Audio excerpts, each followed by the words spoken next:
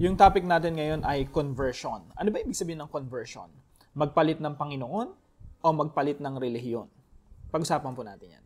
Magandang araw po sa bawat isa sa inyo. Welcome back to our 365 Daily Devotion Seminary Edition. So yung topic po natin ay conversion.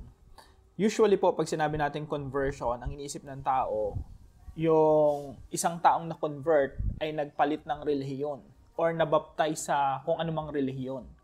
Now, yung conversion po sa Bible, ito po ay walang kinalaman sa mga samahan o sekta or mga kinabibilangang mga grupo.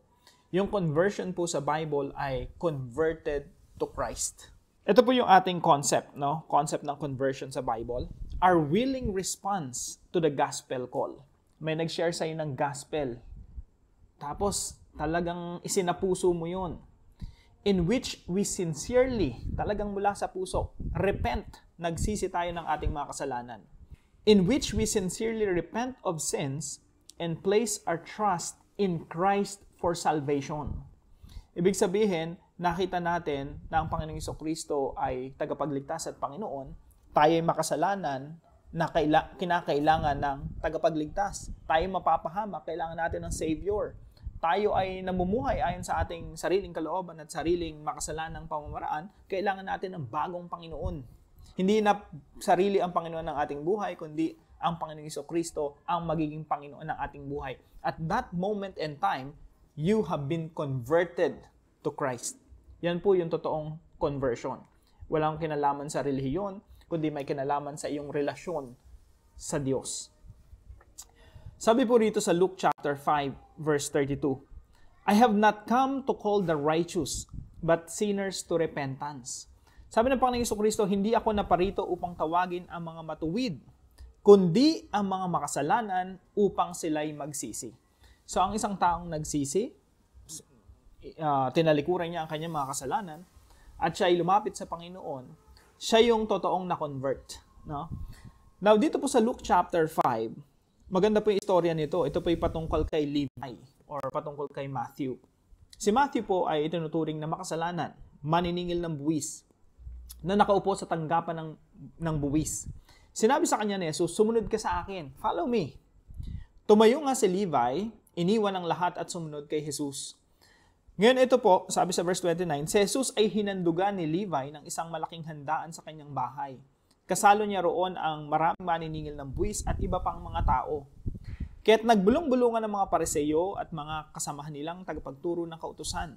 Sinabi nila sa mga alagad ni Jesus, bakit kayo kumakain at umiinom na kasalo ng mga maniningil ng buwis at mga makasalanan? So dito po, merong isang tao nagangalang Levi, tinuturing na makasalanan, corrupt. Tapos merong religious group, mga Pariseo, at mga kasamahan nilang tagapagturo ng kautusan. Isipin niyo pong mabuti, si Levi po, na-convert siya kay Kristo. Hindi po siya na-convert sa relihiyon ng mga Pariseo at mga tagapagturo ng kautusan. Sila po yung religious group dito. Now, sinabi nila sa mga alagad, bakit kayo kumakain? Okay, Jesus, mga alagad, bakit kayo kumakain at umiinom na mga kasalo nyo, maniningil ng buwis at makakasalanan? Sumagot ang Panginoon. Sabi niya, hindi nangangailangan ng maggagamot ang walang sakit, kundi ang may sakit. Hindi ako naparito upang tawagin ang mga matuwid. Yung mga matuwid po rito na tinutukoy, ito yung mga religious group. Yung tingin nila sa sarili nila matuwid, tama yung kanilang kalagayan sa harapan ng Panginoon. Piling nila, malinis sila, self-righteous. Sila yung mga Pariseo at mga Saduseo at mga tagapagturo ng kautusan na very religious. Pero sabi ng Panginoon Jesucristo, hindi ako naparito para sa inyo. Kasi tingin nyo pala, matuwid na kayo eh. Ang isang taong tingin niya sa sarili niya matuwid, hindi niya kailangan si Kristo. Pero ang isang taong ang tingin niya sa sarili niya makasalanan, Lord, I need you. I need your forgiveness. I need what you have done on the cross. Kasi sa pamamagitan lang ng ginawa ng Panginoon Jesucristo doon sa krus, nagkakaroon ng kapatawaran. Now, when you look at yourself as a sinner, then you need the Lord Jesus Christ. But if you look at yourself as righteous, you don't need Jesus. Kaya sabi ni Jesus Christ, hindi ako naparito para sa mga religious people na tingin nila righteous sila. Sabi nito, kundi naparito ako para sa mga makasalanan upang sila'y magsisi, upang sila'y makonvert kay Kristo. So si Levi po, siya po yung na-convert kay Kristo, pero hindi siya na-convert sa relihiyon. Kaya po ito po yung una nating teaching ngayong araw. True conversion is not religious. Yung totoong conversion po, hindi po yan religious or nagpalit ka ng relihiyon o umanib ka sa isang samahan, nagpa-member ka doon, na-convert ka na. Hindi po ganun eh. Pwede yun siguro sa makamundong pamamaraan, pero yung biblical na pamamaraan, ang totoong conversion ay converted to Christ, not converted to religion. Kaya po sa aming simbahan, sa aming samahan, never kung sinabi sa isang tao na magpa-member ka dito, umanib ka dito, actually hindi ka man maliligtas sa kahit anong relihiyon. Maliligtas ka lang sa pamamagitan ng Panginoong Jesucristo. Because what you need is not religion. What you need is Jesus Christ. Relationship with God. So true conversion is not religious. Point number 2. True conversion involves repentance and salvation. Yung totoong conversion po, kinakailangan nito ng pagsisisi. Pwede kang maging relihiyoso.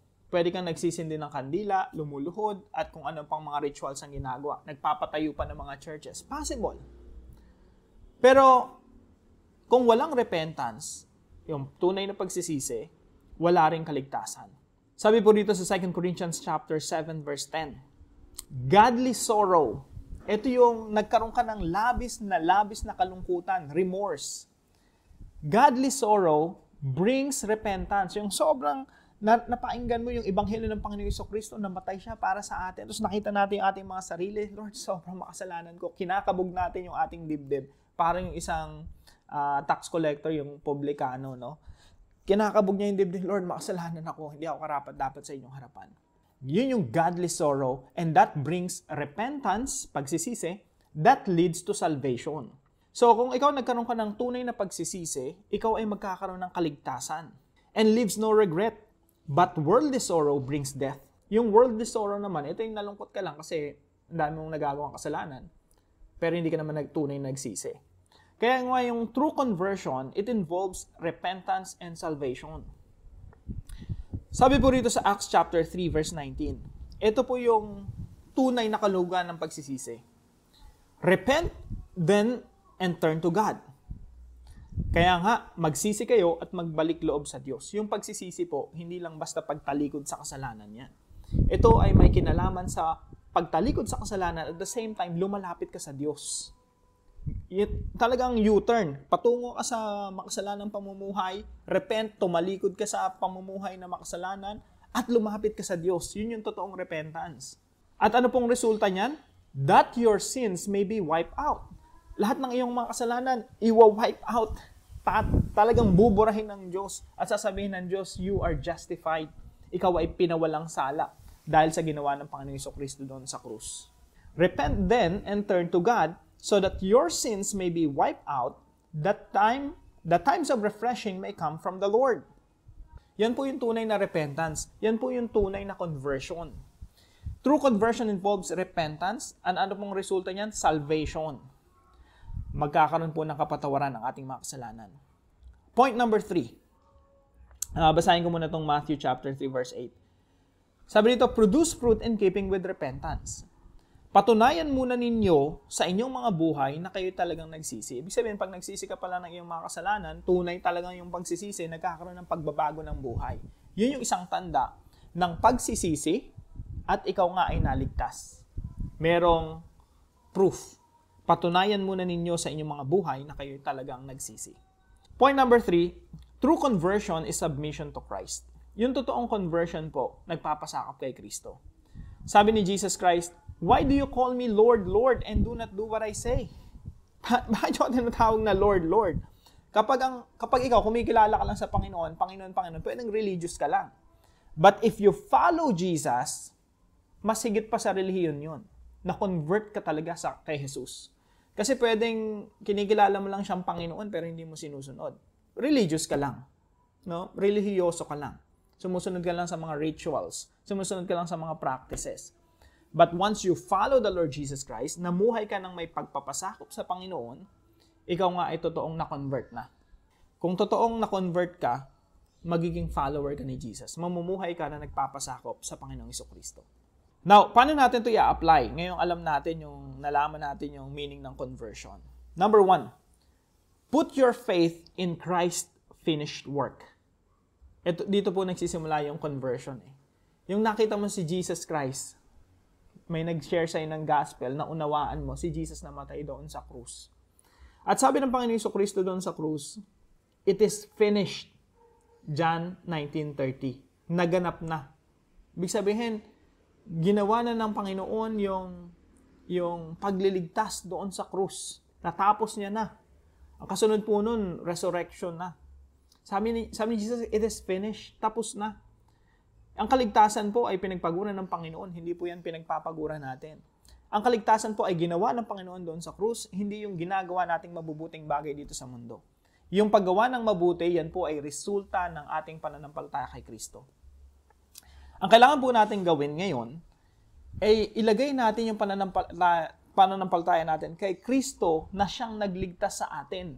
Kasi maraming tao ang nag-iisip na inaakala nila, maliligtas nila yung kanilang sarili sa pamamagitan ng mabubuting gawa. Very religious mag-isip. Pero hindi po gusto ng Panginoon yung religious mag-isip. Piling mo kaya mailigtas yung sarili mo sa pamamagitan ng mabuting gawa. Ang kinakailangan natin gawin, manampalataya kay Kristo sa ginawa niya doon sa krus. Doon po tayo naliligtas. Doon po nagkakaroon ng kapatawaran ng ating mga kasalanan. Doon po tayo nagkakaroon ng totoong conversion. Number 2 po, prove your faith through action. Kaya sabi po rito sa Matthew 3:8, no? Produce fruit in keeping with repentance. Patunayan muna ninyo sa inyong mga buhay na kayo talagang nagsisi. Ang tunay na nagsisi at tumalikod sa kasalanan ay lumalapit sa Diyos at nagkakaroon ng pagbabago ng buhay. Yan ang katibayan na tayo nga ay na-convert na. So, we can prove and we should prove our faith through our changed life, through action, through good works. At pangatlo po, practice living for Christ as a lifestyle. Ang pagpapasakop sa Panginoong Jesucristo, ito po ay isang lifestyle. Hindi po ito one-time decision. Yung decision kasi na one-time, pwedeng sa panahon lang na na-convict ka, no, nalungkot ka, feeling mo, Lord, sorry. Tapos kinabukasan, nawala na yung conviction mo na yon, bumalik ka na sa dati mong lifestyle. Yung pagpapasakop po, yung true conversion, yung totoong conversion, ginagawa mo yung nabubuhay ka para sa Panginoong Jesucristo, and that becomes your lifestyle. Ibig sabihin, yun na yung paraan ng pamumuhay mo. That's how you live. Sabi dito sa 2 Corinthians chapter 5, verse 15 and 17. And He died for all. Sino po ito? Si Jesus Christ. Namatay po siya para sa lahat. That those who live should no longer live for themselves, but for Him who died for them and was raised again. Ibig sabihin, hindi na natin tinitingnan yung sarili natin na Panginoon. Meron na tayong bagong Panginoon, si Kristo. Siya na-convert na tayo sa Kanya. Yung pamumuhay natin, hindi na para sa sarili o para sa anumang bagay o para kaninong tao, nabubuhay na tayo para kay Kristo. Kaya sabi dito, that those who live should no longer live for themselves. Hindi mo na ipamumuhay yung dati mong lifestyle. Meron ka ng bagong lifestyle, nabubuhay ka na para kay Kristo. But for Him who died for them and was raised again. So let's practice living for Christ as a lifestyle. Nabubuhay ka na para sa Panginoon. Not for yourself. Not even for your own dreams. Nabubuhay ka na para sa pangarap ng Diyos sa iyo. Meron ka ng bagong pagkatao. Kaya ito sinusundan to ng 2 Corinthians chapter 5 verse 17. Therefore, if anyone is in Christ, kung ikaw ay nakay Kristo na, the new creation has come. The old has gone, the new is here. Kaya at kung nakipag-isa na kay Kristo ang isang tao, isa na siyang bagong nilalang, wala na ang dati niyang pagkatao, sa halip, ito'y napalitan na ng bago. May bagong pamumuhay ka na. May bagong identity at bagong klase ng pamumuhay. So, put your faith in Christ's finished work. Prove your faith through action. And practice living for Christ as a lifestyle. Now, para po sa ating discussion, what is the difference between religious conversion and true conversion? Pag-usapan po natin yan sa ating mga discussion groups. Samahan niyo po ako sa panalangin. Lord, thank you for showing me that true conversion is not about religion, but about salvation and submission to Christ. I put my faith in Jesus and His finished work done on the cross. Help me to live in obedience and prove my faith through good works. Let my life be a testimony of real transformation. Give me strength to surrender daily, to live for you in all that I do. Remove any pride or fear that keeps me from fully trusting you. Make my faith genuine, growing and unwavering. I want to follow you with my whole heart. In Jesus' name, amen and amen.